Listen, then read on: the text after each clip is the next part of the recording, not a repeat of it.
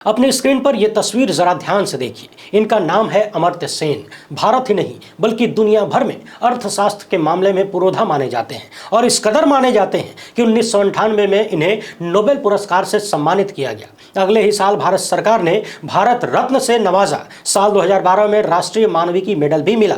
साल 2017 में स्काईपे पुरस्कार से भी सम्मानित किया गया और बाकी पुरस्कार तो आए दिन मिलते ही रहते हैं। मगर अब 90 साल की उम्र में उन्होंने भारत की वर्तमान परिस्थितियों को लेकर जो कहा है वो सुनना कोई भी भारतीय पसंद नहीं करेगा। इनका जन्म साल 1933 में हुआ था, यानी जब भारत आजाद हुआ तब उस लड़ाई को भी इन्होंने देखा है और समझा है। और आज अंग्रेजी शासन की तुलना करते हुए भारत की स्थितियों के बारे में इन्होंने जो कहा है वो हम सभी को शर्म से पानी पानी कर देने के लिए काफी है। और सिर्फ नोबेल पुरस्कार विजेता अमर्त्य सेन ने ही नहीं बल्कि दुनिया भर के टॉप के शिक्षाविदों ने भारत की लोकतांत्रिक व्यवस्था को लेकर जैसे जैसे सवाल उठाए हैं, यकीन मानिए किसी ने सपने में भी नहीं सोचा होगा कि जो लोग विश्वगुरु बनाने आए थे वो भारत को इन परिस्थितियों में पहुंचा देंगे। इन तमाम बड़े लेखकों और शिक्षाविदों ने क्या क्या कहा है, बेहद आसान भाषा में पूरी बात आपको बताऊंगा। इसके साथ ही चर्चा करेंगे इलेक्टोरल बॉन्ड से निकले एक और कथित घोटाले के बड़का भूत की। जी हां, एक ऐसी कहानी सामने आई है जिसने इलेक्टोरल बॉन्ड के खेल में रिजर्व बैंक को भी शामिल कर लिया है।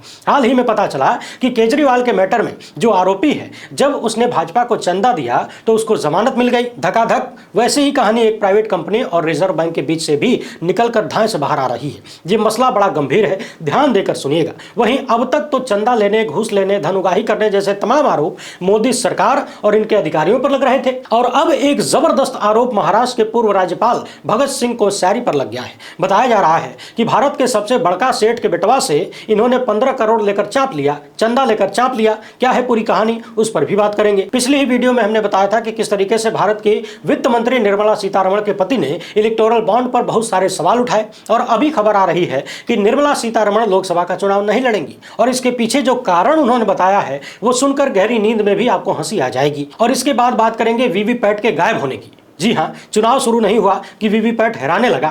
इन सभी मुद्दों पर बेहद आसान भाषा में चर्चा होगी। मगर उससे पहले आप सभी से अनुरोध है कि यदि आप में पहली बार देख रहे हैं तो फेसबुक पर हमारे पेज को फॉलो कर लीजिए, यूट्यूब पर सब्सक्राइब करके घंटा बजा दीजिएगा। टन से देश को गोदी मीडिया के जहरीले प्रकोप से बचाने और आम आदमी की आवाज को बुलंद करने में हो सके तो हमारे सहायक बनिए। इस QR कोड या अपने मोबाइल नंबर का प्रयोग करते हुए हमें आर्थिक रूप से मजबूत करने का प्रयास जरूर करें। बहुत बहुत धन्यवाद। सबसे पहले इस खबर को जरा ध्यान से देखिए। पूर्व राज्यपाल ने अंबानी से लिया 15 करोड़ का चंदा। RTI कार्यकर्ता हैं अनिल गलगली। इन्होंने बताया है कि एक गुमनाम पत्र के जरिए सूचना मिली है कि महाराष्ट्र के पूर्व राज्यपाल ने अपने पद का दुरुपयोग करते हुए मुकेश अंबानी के बेटे अनंत अंबानी से 15 करोड़ का चंदा लिया। मगर चौंकाने वाली बात यह है कि राज्यपाल भगत सिंह कोश्यारी ने यह 15 करोड़ का चंदा उत्तराखंड स्थित एक ऐसे स्कूल के नाम पर लिया जिस स्कूल में 100 बच्चे भी नहीं हैं। यहां पर करोड़ों का चंदा इकट्ठा किया गया और उसी पैसे से भगत सिंह कोश्यारी ने अपने भतीजवा दीपेंद्र सिंह कोश्यारी के लिए स्कूल के आसपास बहुत सारी जमीन खरीदी और वहां एक रिजॉर्ट खोल दिया।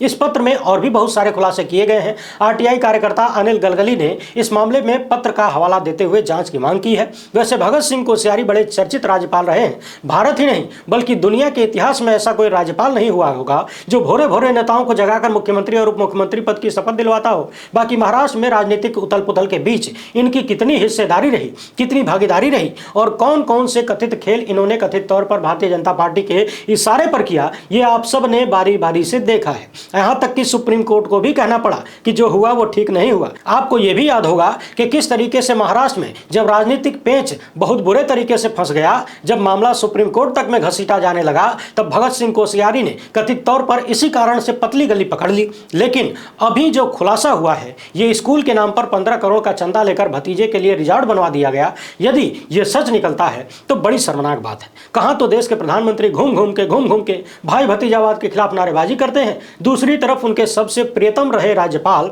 शिक्षा के नाम पर लिए गए चंदे को भतीजे के ऊपर उड़ा देते हैं। आप में से किसी के पास प्रधानमंत्री मोदी का फोन नंबर हो तो पूछिएगा ये भाई भतीजावाद है कि नहीं। और स्कूल के नाम पर चंदा लेकर भतीजे का धंधा सेट करना देश हित के कौन से कार्यक्रम में आता है, कृपया प्रधानमंत्री बताएं। आइए आइए अब पहले नोबेल पुरस्कार विजेता और भारत रत्न अमर्त्य सेन की भारत को लेकर चिंताओं पर बात कर लेते हैं। दुनिया भर के 16 प्रमुख और बेहद नामचीन शिक्षाविदों ने एक बयान जारी करके कहा है कि भारत में केंद्र सरकार यानी मोदी सरकार अपने आलोचक, लेखकों, पत्रकारों और कार्यकर्ताओं को बिना मुकदमे के लंबे समय तक हिरासत में रख रही है। यह बड़ी चिंता का विषय है। सबसे पहले आप ये देख लीजिए कि वो कौन से अंतर्राष्ट्रीय ख्याति प्राप्त लेखक हैं जिन्होंने भारतीय लोकतंत्र की गिरती साख पर चिंता जाहिर की है। पहला नाम है अमिताभ घोष का। इसके बाद अपनी स्क्रीन पर आप एक एक नाम को ध्यान से पढ़ लीजिए और हो सके तो इनके बारे में गूगलिया लीजिए। ये कितनी महत्वपूर्ण हस्तियां हैं, दुनिया भर में इनका कैसा जलवा है और इनकी नजर में भारतीय लोकतंत्र का जलवा कैसे सत्ता के तलवा चाट रहा है, अब उसका नजारा देखिए। इन लोगों ने भारत में प्राथमिक स्वतंत्रता की समाप्ति का वक्तव्य दिया है और लिखा है कि अंग्रेजी शासन के बाद से भारत में जिस लोकतांत्रिक संरचना को अपनाया, जिसमें हर एक नागरिक के लिए संवैधानिक रूप से मौलिक अधिकारों की ढेर सारी गारंटियां दी गई हैं, जो कि प्रशंसनीय है, मगर आज हम बड़ी चिंता से लिखते हैं कि भारत देश में हाल के कुछ घटनाक्रमों पूरे लोकतांत्रिक परंपरा को बुनियादी तौर पर कमजोर कर दिया है। इन्होंने लिखा है कि हम इस विशेष क्षण में पूरी दुनिया का ध्यान इस ओर आकर्षित करने के लिए ये लिख रहे हैं कि भारत में बड़ी संख्या में लेखकों, पत्रकारों और सामाजिक कार्यकर्ताओं को बिना किसी मुकदमे के ही लंबे समय तक कैद करके रखा जा रहा है, जेलों में बंद करके रखा जा रहा है। अक्सर उनके खिलाफ आरोप पत्र भी दाखिल नहीं किया जाता और सालों साल जेल में रखकर सड़ा दिया जाता है। और ऐसा सिर्फ इसलिए होता है क्योंकि इन लोगों ने भारत की वर्तमान सरकार की आलोचना की। उदाहरण के रूप में इन्होंने प्रबीर पुरकास्त की चर्चा की है, जिनकी उम्र 75 साल है, वरिष्ठ पत्रकार हैं, लेखक हैं और स्वतंत्र न्यूज पोर्टल न्यूज क्लिक के संस्थापक हैं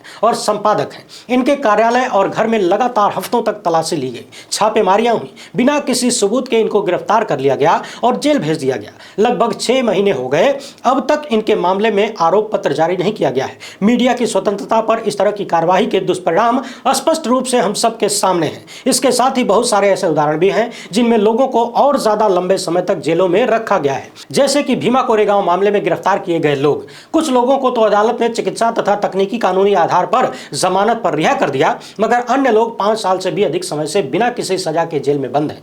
दुनिया भर के इन बड़े शिक्षाविदों ने दिल्ली दंगों का भी हवाला दिया है और कहा है कि दिल्ली दंगों के मामलों में कई आरोपी बिना किसी मुकदमे के 3 साल से अधिक समय से जेलों में बंद हैं। इन लोगों के खिलाफ अक्सर पूरी तरह से आरोप पत्र भी नहीं लगाया जाता। जिन पर आरोप लगाया गया है उस मामले में कोई सुनवाई भी नजर नहीं आ रही है और स्थिति यहां तक पहुंच गई है कि उन पर लगाए गए आरोपों में यदि वो दोषी साबित भी होते हैं तो उन्हें जितनी सजा मिलती उससे ज्यादा सजा उन्होंने आरोपी बनकर ही काट ली। यानी दिल्ली दंगों के मामलों में बहुत सारे लोगों पर जो आरोप है, उदाहरण स्वरूप यदि उन्हें 2 साल की सजा मिलती दोष सिद्ध होने के बाद, तो उससे ज्यादा लंबी सजा तो पहले भुगत चुके हैं बिना दोष सिद्ध हुए। अब जरा आप कल्पना करिए, भविष्य में यदि ये लोग दोषी साबित नहीं होते हैं, इनके खिलाफ सबूत नहीं मिलते हैं और इन्हें बरी कर दिया जाता है, तो जो मानसिक और शारीरिक प्रताड़ना इन्हें और उनके पूरे परिवार और रिश्तेदारों को झेलनी पड़ी, उसका जिम्मेदार कौन होगा। और दिल्ली दंगों के मामलों में ही हमने कई बार आपको बताया है, दिखाया है किस तरीके से अदालतें लगातार दिल्ली पुलिस को फटकार लगाती हैं कि आपके पास आरोपियों के खिलाफ कोई सबूत नहीं है। और कई बार ऐसा नजर आता है कि केवल एक विशेष संप्रदाय का नाम होने की वजह से बहुत सारे नौजवानों को उठाकर दिल्ली पुलिस ने यूं ही आरोपी बना दिया, जेलों में ठूस दिया। देश के नौजवानों की जो जवानी देश के काम आनी चाहिए, उसे राजनीतिक षड्यंत्र के तहत किस तरीके से प्रशासन का कथित दुरुपयोग करते हुए जेलों में बंद करके बर्बाद किया जा रहा है, यह आप सबके सामने है। बहरहाल इन मशहूर हस्तियों ने यूएपीए का भी जिक्र किया है और बताया है कि किस तरीके से इसका खुल्लम खुल्ला दुरुपयोग हो रहा है, जो कि संविधान द्वारा गारंटी के रूप में प्राप्त मौलिक अधिकारों को सरेआम कुचल रहा है। यूएपीए के तहत मोदी सत्ता ने जितनी ताकत इस कानून में भर दी है,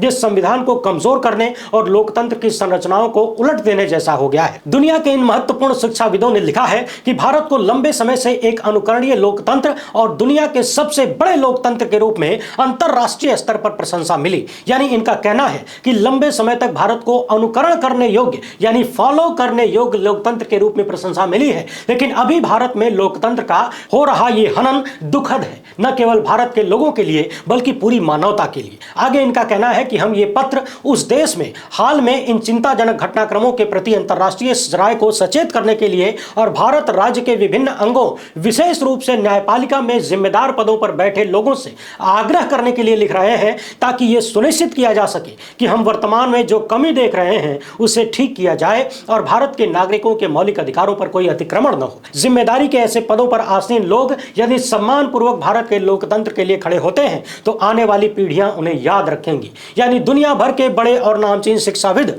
भारत में मौलिक अधिकारों के हो रहे कथित हनन को लेकर चिंता व्यक्त कर रहे हैं और पूरी दुनिया की नजर भारत की इस दुर्व्यवस्था पर जाए, इसके लिए इंटरनेशनल पत्र लिख रहे हैं और भारत की न्यायपालिका यानी जजों से भी गुहार लगाई जा रही है कि भारत के भविष्य के लिए, लोगों के मौलिक अधिकारों के लिए आगे आइए, खड़े होइए, तभी भविष्य आपको याद करेगा। इसी मामले पर दुनिया भर के शिक्षाविदों का समर्थन करते हुए अर्थशास्त्र में नोबेल पुरस्कार से सम्मानित तथा भारत रत्न अमर्त्य सेन ने भी अपनी टिप्पणी दी है। उन्होंने कहा है कि मैं भी अपनी आवाज इन लोगों के साथ जोड़ना चाहूंगा। जब भारत में ब्रिटिश शासन था तब भारतीयों को अक्सर बिना मुकदमा चलाए गिरफ्तार करके जेलों में डाल दिया जाता था और कुछ को लंबे समय तक जेलों में रखा जाता था। अमर्त्य सेन याद करते हैं कि चूंकि उनके परिवार के कई सदस्य भारत को अंग्रेजी शासन से मुक्त कराने के लिए लड़ाई लड़ रहे थे, मेहनत कर रहे थे, उनमें से कई को बिना मुकदमे के कारावास में डाल दिया गया। यानी अमर्त्य सेन अपने पूर्वजों की कहानी बता रहे हैं कि उनके परिवार के लोगों को भी अंग्रेजों ने बिना मुकदमे के लंबे वक्त तक जेलों में बंद रखा। आगे लिखते हैं कि एक युवा व्यक्ति के रूप में मुझे उम्मीद थी कि जैसे ही भारत स्वतंत्र होगा यह अन्यायपूर्ण व्यवस्था आजाद भारत में बंद कर दी जाएगी। यानी अमर्त्य सेन आजादी के पहले की स्थिति बता रहे हैं कि जब बिना मुकदमे के भारत के लोगों को अंग्रेजी शासन लंबे समय तक जेलों में रखती थी, तब अमर्त्य सेन नौजवान थे, युवा थे। उस वक्त उन्होंने ये उम्मीद पाल रखी थी कि जब भारत आजाद हो जाएगा तो ये जो अंग्रेजों के अन्यायपूर्ण व्यवस्था है इससे भारत को निजात मिल जाएगी। मगर आगे अमर्त्य सेन लिखते हैं कि अफसोस ऐसा हुआ नहीं और आरोपी इंसानों को बिना मुकदमा चलाए गिरफ्तार करने तथा जेल में रखने की ऐसी प्रथा स्वतंत्र और लोकतांत्रिक भारत में जारी है जिसका कतई समर्थन नहीं किया जा सकता। आगे उन्होंने लिखा है कि जब अन्य लोग भारत की इस अन्याय वाली व्यवस्था से नाराज हैं, मुझे भी अपने देश में मानव स्वतंत्रता के इस बुनियादी उल्लंघन पर दृढ़ता से अपना आक्रोश व्यक्त करना चाहिए और भारत में ये जो कुछ हो रहा है ये लोकतंत्र के होने को नकार देता है। जरा सोचिए, जिस व्यक्ति को दुनिया ने नोबेल पुरस्कार से सम्मानित किया है, जिस व्यक्ति को भारत सरकार ने भारत रत्न का पुरस्कार दिया है और देश में नफरत फैलाने के लिए भारत रत्न नहीं मिला, दो समुदायों के बीच आग लगाने के लिए अमर्त्य सेन को नोबेल पुरस्कार नहीं मिला, अर्थशास्त्र के मामले में मिला है। और ऐसे ज्ञानी व्यक्ति साफ साफ कह रहे हैं कि भारत में अभी जिस तरीके से लोकतंत्र का गला घोंटा जा रहा है, जिस तरीके से लोगों के मौलिक अधिकारों का हनन किया जा रहा है और जिस तरीके से यह सब कुछ सत्ता के इशारों पर हो रहा है, इससे साफ है कि भारत को लोकतंत्र नहीं कहा जा सकता। अब यही बात यदि आप किसी भक्त को बताएंगे तो भक्तवा कहेगा कि यदि भारत में लोकतंत्र नहीं होता तो अमर्त्य सेन ये बात नहीं कह पाते, जबकि शायद उस भक्त को यह मालूम ही नहीं है कि जो थोड़ा बहुत बोल पाने की आजादी है ये सवाल करने वाले और आलोचकों के लिए नहीं है, बल्कि ये भक्तों के लिए है, भक्तों के लिए छोड़कर रखी गई है, गोदी मीडिया के लपड़झंडिसों के लिए छोड़कर रखी गई है ताकि वो देश में नफरत की आग लगा सके, झूठ फैला सके। आगे अमर्त्य सेन ने कुछ और भी लिखा है, उसे भी सुन लीजिए। इनका कहना है कि जैसे भारत के निर्माण की आशा हमने की थी उसके विपरीत बाध्यकारी कानूनों के कई ऐसे अन्यायपूर्ण प्रयोग भारत में हो रहे हैं जिनके तहत बिना मुकदमे के लोगों को जेलों में रखा जा रहा है और इंसानों के प्रति व्यवहार में निष्पक्षता के बिना जेलों में रखना देश के सबसे खराब अन्यायों में से एक है और इसे एक नियमित व्यवस्था बना ली गई है। यानी बिना मुकदमे के लोगों को जेल में रखना कोई गलती से दो चार घटनाएं नहीं हुई हैं, इनको सिस्टम के तहत किया जा रहा है। और अंत में इन्होंने भी भारतीय न्यायपालिका से उम्मीद लगाई है और कहा है कि भारत की न्यायिक प्रणाली से हमें ये उम्मीद करनी चाहिए कि इस बर्बरता को खत्म करने के लिए वो कोई अच्छे कदम उठाएंगे। उधर मणिपुर से खबर आ रही है कि लगभग 10 महीने से जातीय हिंसा का दंश झेल रही कुकी महिलाओं ने मतदान का बहिष्कार करने का फैसला लिया है। जरा सोचिए, इस देश का एक राज्य पिछले 10 महीने से हिंसा की चपेट में है। देश के प्रधानमंत्री से लेकर गृहमंत्री पूरे देश और दुनिया में घूम रहे हैं, चुनावी तिकड़म में 24 घंटे उलझे हुए नजर आते हैं, मगर जल रहे मणिपुर की तरफ नजर डालने की फुर्सत नहीं है। मणिपुर की कुछ महिलाओं ने सीधे चुनाव आयोग को बताया है कि वे राज्य में होने वाले लोकसभा चुनाव का बायकॉट कर रही हैं और इसलिए उन्होंने 8 कारण भी बताए हैं। ये कितने शर्म की बात है कि इस देश के प्रधानमंत्री पश्चिम बंगाल की संदेश खाली की पीड़ितों से बात करते हैं, उन्हें शक्ति स्वरूपा बताते हैं, बाकायदा अपनी पार्टी का टिकट भी दे देते हैं तथा मणिपुर में महिलाओं के साथ हुए जुल्म पर एक शब्द नहीं बोलते। मणिपुर की महिलाओं के भीतर प्रधानमंत्री को शक्ति स्वरूपा नजर नहीं आती। आइए अब पहले इलेक्टोरल बॉन्ड के खुलासे पर बात कर लेते हैं, इसके बाद गायब हुए वीवीपैट पर चर्चा करेंगे। इलेक्टोरल बॉन्ड की सूची बाहर आने के बाद से लगातार नए नए खुलासे से हो रहे हैं। अब कोटक फर्म को लेकर एक नई कहानी सामने आ गई है। बताया जा रहा है कि इसने बीजेपी को 60 करोड़ का चंदा दिया, मगर देखने वाली बात यह है कि इसी बीच देश के सबसे बड़े बैंक यानी बैंकों के बैंक कहे जाने वाले रिजर्व बैंक ऑफ इंडिया ने कई ऐसे फैसले लिए जो चंदे से मेल खाते हैं। द न्यूज मिनट और न्यूज लॉन्ड्री के लिए आयुष तिवारी की यह रिपोर्ट बता रही है कि लगभग 10 साल तक 65 वर्षीय Uday Kotak Reserve Bank of India के साथ एक मामले में उलझे पड़े थे। कानूनी दांवपेच चल रहा था। कोटक महिंद्रा बैंक में उनकी हिस्सेदारी केंद्र सरकार द्वारा निर्धारित सीमा से अधिक थी, यानी केंद्र सरकार ने जो सीमा निर्धारित की थी उससे अधिक हिस्सेदारी उदय कोटक के पास थी। साल 2018 के दिसंबर महीने में कोटक महिंद्रा बैंक इस मामले को लेकर रिजर्व बैंक के खिलाफ अदालत में गया। 13 महीने बाद जनवरी 2020 में आरबीआई अदालत में नरम पड़ जाता है, ठीक उसी लहजे में जैसे केजरीवाल के मामले में जिस व्यक्ति को आरोपी बनाया गया था, जब वो बीजेपी को चंदा दे देता है, इसके बाद जब हाई कोर्ट में जमानत की अर्जी लेकर जाता है तो ईडी नरम पड़ जाती है। उसी तरह से यहाँ पर आरबीआई भी नरम पड़ता हुआ दिखा और अदालत के बाहर समझौते में कोटक बैंक जो चाहता था उसके प्रस्ताव पर सहमति बन गई। अब हाल फिलहाल में इलेक्टोरल बॉन्ड का जो डाटा सामने आया है उससे पता चलता है कि कोटक ग्रुप की एक फर्म ने समझौते से पहले कुछ महीने में भारतीय जनता पार्टी को 35 करोड़ रुपए का चंदा दिया और इनमें से 10 करोड़ तो कोटक बैंक और रिजर्व बैंक के बीच समझौते की घोषणा हुई उसके कुछ सप्ताह के भीतर ही दिया था, मतलब पहले ही दिया था। इस रिपोर्ट में बताया गया कि कोटक ग्रुप की फर्म ने अप्रैल 2021 में भारतीय जनता पार्टी को 25 करोड़ का चंदा दिया, वो भी आरबीआई द्वारा नए दिशा निर्देशों की घोषणा के ठीक 3 सप्ताह से भी कम समय में। आरबीआई के इन निर्देशों से हुआ ये कि उदय कोटक को प्रबंध निदेशक और मुख्य कार्यकारी अधिकारी के रूप में 32 महीने तक और बने रहने के लिए अनुमति मिल गई।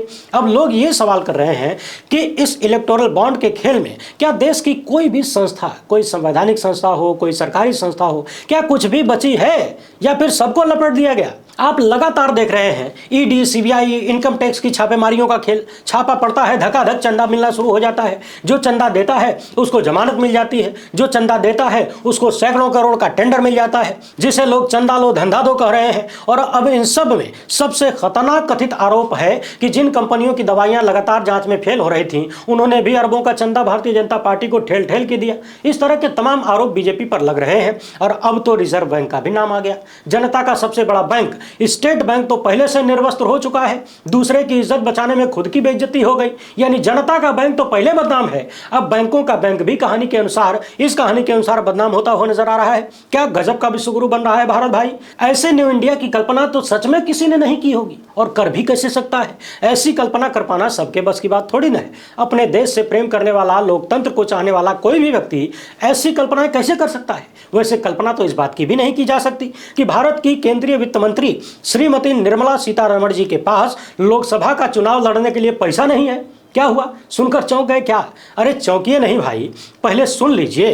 वित्त मंत्री निर्मला सीतारमण, जिनके घर में लहसुन प्याज नहीं खाया जाता, जिनके अनुसार रुपया कमजोर नहीं होता, डॉलरवा मजबूत हो जाता है, उनका कहना है कि भारतीय जनता पार्टी की तरफ से मुझे आंध्र प्रदेश या तमिलनाडु से चुनाव लड़ने का ऑप्शन मिला था, लेकिन मैंने इनकार कर दिया क्योंकि मेरे पास चुनाव लड़ने के लिए पैसा नहीं है। गजब है भाई। दुनिया की सबसे बड़ी पार्टी भारतीय जनता पार्टी और सारी दुनिया में सबसे अमीर भी, शायद दुनिया में नहीं हो तो कम से कम भारत में तो सबसे अमीर है ये, जिस पार्टी की अमीरी के किस्से इलेक्टोरल बॉन्ड से आए दिन खुल रहे हैं, जिस पार्टी पर लोगों को डरा धमकाकर पैसा वसूली करने से लेकर टेंडर देने की घूसखोरी तक के आरोप लग रहे हैं और इन सब में धन उगाही तथा एक्सटॉर्शन तक के आरोप लग रहे हैं, उस पार्टी की सरकार में देश की वित्त मंत्री निर्मला सीतारमण कह रही हैं कि वो इसलिए चुनाव नहीं लड़ेंगी क्योंकि उनके पास चुनाव लड़ने के लिए पैसा नहीं है। वैसे भी जब दिन में 5 सूट बदलने वाले, 8,000 करोड़ के हवाई जहाज में उड़ने वाले और 12 करोड़ की काली काली कार में घूमने वाले खुद को फकीर होने का दावा कर सकते हैं, तो फिर निर्मला जी की बातों पर भरोसा करना ही पड़ेगा।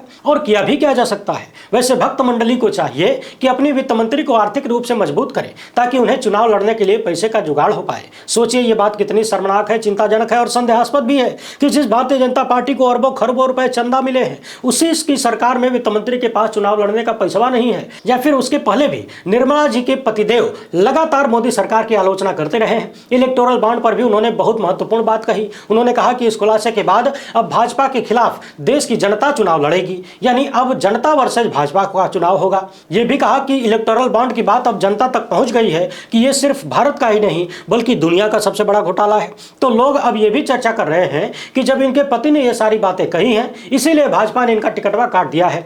देना भी होता तो नहीं दिया है, इनको कह दिया कि अब आप घर बैठ जाइए, बहुत हो गया। बाकी हमारे पास इसका कोई सबूत नहीं है, लोगों के बीच चर्चा हो रही थी तो हमने आपको बता दिया। वैसे आपको बता दें कि वित्त मंत्री के पति जाने माने अर्थशास्त्री हैं। वहीं इलेक्टोरल बॉन्ड के मामले पर वित्त मंत्री का कहना है कि ये कानून संसद में पास हुआ था, उसी के तहत बॉन्ड खरीदे गए और कैश कराए गए। सभी पार्टियों को बॉन्ड मिला, सबने कैश भी कराया। अब जब सुप्रीम कोर्ट ने इसे असंवैधानिक करार दिया है तब सब कहने लगे हैं कि जानकारी दीजिए। अब डेटा भी सामने आ गया है तो सब कुछ साफ है। विपक्ष के पास बोलने के लिए कुछ बचा ही नहीं है, इसीलिए सब चुप है। यहां मैं कहना चाहूंगा कि माननीय वित्त मंत्री जी, कोई चुप नहीं है, आप लोग सुन नहीं रहे हैं, न सुनने की नौटंकी कर रहे हैं, ये आप ही की भाषा है। दूसरी बात यह है कि कोई कानून यदि संसद से पास हुआ है तो वो सही ही होगा।